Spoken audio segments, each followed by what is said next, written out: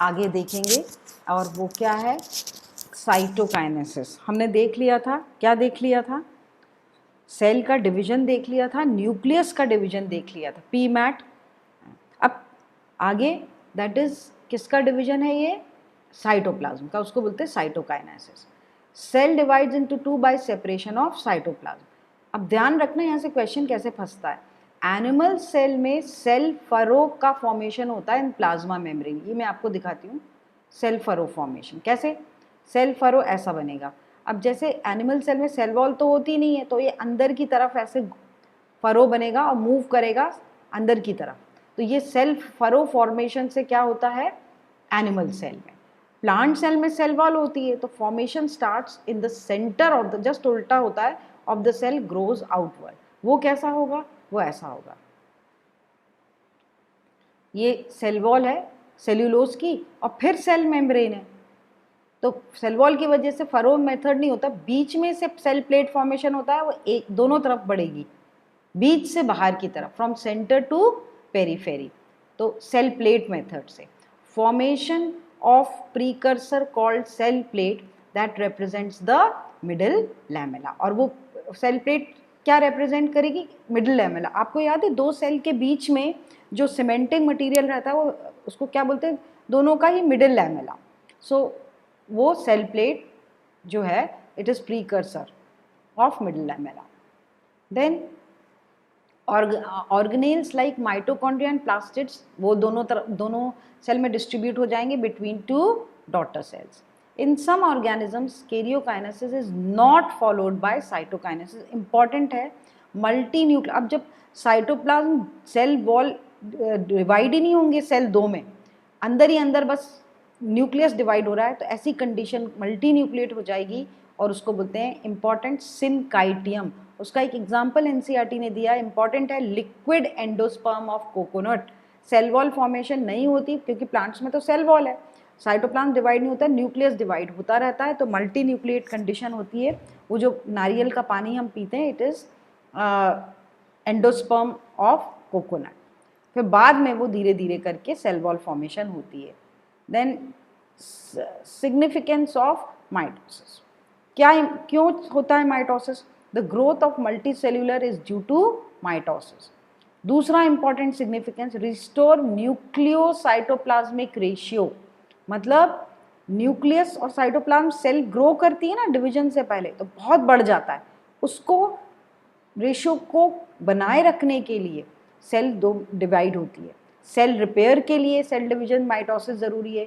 Sales of epidermis, lining of gut in intestine and blood cells are constantly replace. आपको मालूम है blood cell 120 days की life cycle है, तो नहीं चाहिए ना, एपिडर्मिस की सेल्स झड़ती रहती, नहीं चाहिए, उसके लिए माइटोसिस जरूरी है। Division in meristematic tissue, plants में कुछ एरियाज हैं, आपको मालूम है एपिकल मेरिस्टम, इंटरकैलरी, लैटरल, इन सब जगहों पे जो है वो क्या क्या लगता है, दैट वो लगता है सेल का डिवीजन।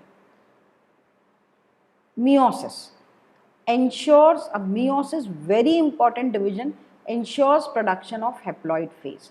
अगर किसी ऑर्गेनिज्म को अपना क्रोमोसोम नंबर आगे की जनरेशन में कांस्टेंट रखना है, तो कौन सा डिवीजन जरूरी है, during which organisms undergo sexual reproduction, उनमें मियोसिस। क्योंकि हैप्लॉइड जैसे हमारा 46 है, अगर स्पर्म और एग बनते समय 23 नहीं हुए, तो ह्यूमन बीइंग आगे अपनी टाइप की स्पीशीज प्रोड्यूस नहीं कर पाएगा। इसके लिए गेमीटोजेनेसिस यानी स्पर्म और एग बनते वक्त प्लांट्स में भी और एनिमल्स में भी मियोसिस जरूरी है। Involves two sequential cycle of nuclear and cell division, दो साइकिल, मियोसिस 1 एंड मियोसिस 2, एक के बाद एक चलते हैं। But only very important point, single cycle of DNA, replication DNA सिर्फ एक ही बार होता है मियोसिस 1 के time. Involves pairing of homologous chromosome. अब मेन इवेंट्स क्या हैं इसके, होमोलोगस क्रोमोसोम की पेयरिंग अभी देखेंगे अपन, recombination between non sister, important non sister chromatids. मैं नॉन सिस्टर क्रोमैटिड्स आपको बताती हूँ क्या किसको बोलते हैं, जैसे मैं दो कलर से बता रही हूँ आपको, देखो, एक तो ये क्रोमोसोम हो गया, एक मेटर्नल जो मैंने ब्लैक से बनाया है और एक पैटर्नल यानी जो मैं रेड से बना रही हूँ। तो ये दोनों, एक रेड और एक इसका, ये हो गए नॉन सिस्टर क्रोमैटिड्स। क्या हो गए वो? Non sister chromatids. तो इन दोनों के बीच एक्सचेंज ऑफ सेगमेंट्स होता है during meiosis. Then pairing of homologous, ये होमोलोगस मतलब एक मेटर्नल, ये मेटर्नल और एक पैटर्नल का साथ में आना, ये मियोसिस का कैरेक्टरिस्टिक फीचर है। 4 हैप्लॉइड सेल्स आर फॉर्म, अभी दिखाऊंगी मैं डायग्राम में, at the end of meiosis 2। इसलिए रिडक्शन डिवीजन क्यों कहते हैं? क्योंकि क्रोमोसोम नंबर अगर 46 है, हमारे केस में तो 23 हो जाता है गैमीट्स में। गैमीट्स कैसे बनते हैं, कौन से डिवीजन से बनते हैं? स्पर्म और ओवम, बाय मियोसिस। मैंने आपको क्या बताया, जब सेल को हैप्लॉइड फेज में लाना हो तो डिवीजन कौन सा होता है? मियोसिस। अब ये डायग्राम एनसीईआरटी के हैं तो we will follow both. Meiosis 1, अब मियोसिस 1 जो है, इधर देखिए, ये मियोसिस 1, उसका प्रोफेज 1, पी मैट वही, prophase, metaphase, anaphase, telophase, longer and more complex. Prophase of mitosis से बहुत लंबा और कॉम्प्लेक्स होता है, 5 फेजेस में डिवाइडेड है। बहुत इंपॉर्टेंट है, मैं स्टार बना रही हूँ यहाँ। Leptotene, zygotene, pachytene, diplotene, diakinesis, sequence पता होना चाहिए, क्वेश्चन आ सकता है। ZZ कैसे याद करवाया था मैंने? लीना जरा पानी दे दो। Leena, leptotene, zygotene, pachytene, diplotene, diakinesis. अब सब क्या इवेंट होते हैं ये देखें। लेप्टोटीन में ध्यान रखना, लेप्टोटीन में विजिबल अंडर लाइट माइक्रोस्कोप दिखाई देने लगते हैं क्रोमोसोम और कंडेंसेशन कंटिन्यू रहता है। लेप्टोटीन में दिखाई देने लगते हैं मतलब कंडेंसेशन होता है। देन नेक्स्ट ये देखिए, ये देखिए जाइगोटीन में क्या होता है? Pairing, very important. Synapses, maternal और पैटर्नल क्रोमोसोम साथ में आते हैं, उनको बोलते हैं होमोलोगस क्रोमोसोम। और एक चीज बनती है, क्योंकि साथ में आते हैं तो एक प्रोटीन का कॉम्प्लेक्स बनता है ताकि साथ में चिपके रहें, साइनैप्टोनीमल कॉम्प्लेक्स। और इस वक्त वेरी इंपॉर्टेंट, उसको बोलते हैं बाइवैलेंट और टेट्राड। क्यों बाइवैलेंट? देखो, एक बाइवैलेंट, 2 क्रोमोसोम साथ में हैं, ये ब्लैक और रेड मैंने बनाया, ये साथ में है, तो इनको क्या बोलेंगे? बाइवैलेंट और टेट्रा। और 4 क्रोमैटिड्स हैं इसलिए। देन पेकाइटिन, 4 क्रोमैटिड्स हैं ऑफ ईच बाइवैलेंट, एक chromosome each bivalent, 4 chromatids total दोनों के, बिकम्स डिस्टिंक्ट। रिकॉम्बिनेशन नोड्यूल मतलब उस जगह से क्रॉसिंग ओवर होगी, site where crossing over occurs. और इसके लिए जो एंजाइम इंपॉर्टेंट है, कौन सी एंजाइम लगती है? रिकॉम्बिनेज। कौन सी एंजाइम लगती है? रिकॉम्बिनेज। Then comes diplotene.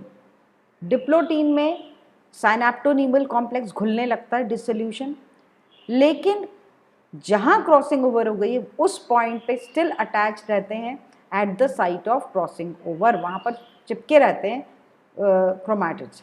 और एक्स शेप दिखता है, उसको बोलते हैं कायस्मेटा। क्या बोलते हैं उसको? कायस्मेटा। इंपॉर्टेंट इसलिए मैंने अलग कलर से लिखा है। इन oocytes of some vertebrates, some not all, diplotin can last for months or years। ये स्टेज में oocyte बहुत से vertebrates के, मैं बताऊंगी आपको नेक्स्ट, कि आपको बताया भी हुआ है मैंने कि डिप्लोटीन स्टेज में अरेस्ट हो जाता है। सो बहुत सारे oocytes जो हैं वो डिप्लोटीन स्टेज में ही रहते हैं फॉर मंथ्स और ईयर्स। देन डाई का प्रोफेज 1 की लास्ट, प्रोफेज 1 की डाइकाइनेसिस। टर्मिनलाइजेशन ऑफ कायस्मेटा मतलब जैसे चेन खोलते हैं ना अपन, जिप खोलते हैं, उस तरीके से फ्रॉम द क्रॉसिंग ओवर के पॉइंट से टर्मिनल एंड तक खुलते जाना, टर्मिनलाइजेशन। फुली कंडेंस्ड हो जाते हैं और कंडेंस हो जाते हैं, nucleus disappears, nuclear envelope disappear, breaks and meiotic spindle assembled. तो ये होता है प्रोफेज 1 में। उसके बाद मेटाफेज, अगेन पी मैट के P1 प्रोफेज 1, फिर मेटाफेज 1। देखो मेटाफेज 1 में क्या होता है? Bivalent, they align on equatorial plate. Metaphase ये, अब डायग्राम से देखते जाएंगे अपन। ये देखो, ये है मेटाफेज पे, इक्वेटोरियल प्लेट पे ये आके लाए हो गए। प्रोफेज पूरा 5 स्टेज इसमें ये क्रॉसिंग ओवर हो रही है, अब ये मेटाफेज पे आके लाए हो गए। एनाफेज में पहले बता देती हूँ, स्पिंडल बन जाता है तो ये खिंचने लगते हैं टुवर्ड्स द पोल्स। लेकिन यहाँ पर एक फ़र्क है anaphase of mitosis and anaphase of meiosis में। माइटोसिस में आधे कट जाते हैं तो chromatids will act as daughter chromosomes, लेकिन यहाँ पर कोई कटते नहीं, क्रोमैटिड्स पूरे पूरे पोल्स की तरफ खींचते हैं, तभी तो हाफ होंगे chromosome number. So bivalent align on equatorial plate, then anaphase 1 homologous chromosome, देखो separate sister chromatids remain attached at centromere, कटती नहीं है वो। Now telophase 1 nuclear membrane nucleus reappear, cytokinesis follows called dyad of cells. Cytokinesis ये देखो, ये वाला मैं इसको ऐसे बताती हूँ, ये देखो ये वाला स्टेज, ये एनाफेज, ये टीलोफेज। अब कैसे 2 सेल होगा तो इसको डायड ऑफ सेल्स बोलते हैं, मतलब एक सेल से अभी कितनी हो गई है 2। और अपन ने शुरुआत में देखो टोटल क्रोमोसोम कितने लिए थे 4, ये बने हुए 4 chromosomes 1 2 3 and 4। And after at the end of meiosis 1 आपको 2 सेल्स मिल रही हैं, द डायड ऑफ सेल्स ध्यान रखना। और हर एक सेल में 4 थे एक पहले सेल में, अब 2 आ गए, that is end of meiosis 1। तो आप देखो 4 से 2 हो गए, क्रोमोसोम हाफ हो गया कि नहीं हो गया, हैप्लॉइड हो गया ना, डिप्लॉइड नंबर 4 था, हैप्लॉइड नंबर हाफ। अब आया प्रोफेज 2, बिल्कुल जैसे माइटोसिस होता है, the stage between 2 meiotic division, उसको बोलते हैं interkinesis, no replication of DNA, ठीक है। फिर प्रोफेज 2 वही, chromosomes become compact exactly like mitosis. Metaphase 2 align at equator, microtubules मतलब spindle fibres attach to kinetochore. Anaphase 2 splitting of, अब यहाँ पर वही क्योंकि माइटोसिस जैसा है तो क्या होगी, splitting of centromere, shortening of microtubules, तो खींचते हैं अपनी तरफ ये। सो मैं बताती जाती हूँ, देखो ये प्रोफेज में कंडेंस हुए, मेटाफेज में इक्वेटोरियल प्लेट पे आ गए दोनों सेल्स में, अभी सेल्स चिपकी हुई हैं, और फिर देखो ये आधे आधे कट गए, तो ये एक पोल पे और ये एक पोल पे, माइक्रोट्यूब्यूल्स खींचते हैं इनको पोल पे, ये इस सेल के, तो अब ये इस पोल पे आ जाएंगे, ये इस पोल पे, ये इस पोल पे, ये तो 4 सेल हो जाएंगे कि नहीं हो जाएंगे। टीलोफेज में 2 groups of chromosomes enclose by nuclear envelope बन जाते हैं, 2 ग्रुप्स, एक ये वाला ग्रुप, 2 ग्रुप कैसे बन गए एक सेल में, एक ये ग्रुप और एक ये वाला ग्रुप, ठीक है, ये वाला ग्रुप, फिर एक ये वाला ग्रुप दूसरे सेल में और ये वाला ग्रुप दूसरे, तो 1 2 3 और 4 सेल हो गई कि नहीं हो गई। So cytokinesis follows result in tetrad of cell, और हर सेल हैप्लॉइड देख लो, ये देखो 1 2 1 2 1 2 1 2, मतलब 4 से शुरुआत हुई थी अपनी पेरेंट सेल, हम देखें 4 सेल्स थी, 4 क्रोमोसोम्स थे, ये 1 ये 1 2 3 4, क्योंकि क्रॉसिंग ओवर हो रही है ना इसलिए। सो ये 4 थे, 1 2 3 4 थे ये, और एंड अप कैसे हो गए into 2।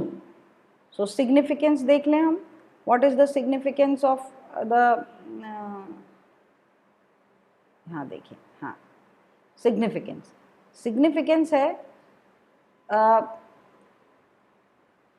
Conservation of specific chromosome number of each. Obviously अगर मियोसिस नहीं होगा तो हमारे 46 से 23 अगर स्पर्म और ओवम में नहीं जाएंगे तो ह्यूमन बीइंग आगे तक की स्पीशीज जो है 46 वाली कंजर्व नहीं हो पाएगी, बच नहीं पाएगी।